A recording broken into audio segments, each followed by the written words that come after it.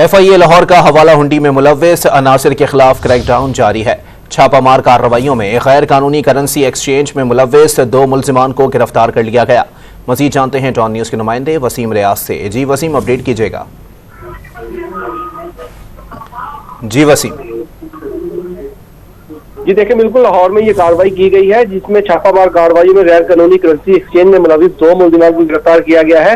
इसमें FIA का मजीद कहना है कि गिरफ्तार मुल्जिमान में सुलेमान शाह और फरमान जो है वो शामिल है। मुल्जिमान को शाह आलम मार्केट लाहौर से जो है गिरफ्तार किया गया है।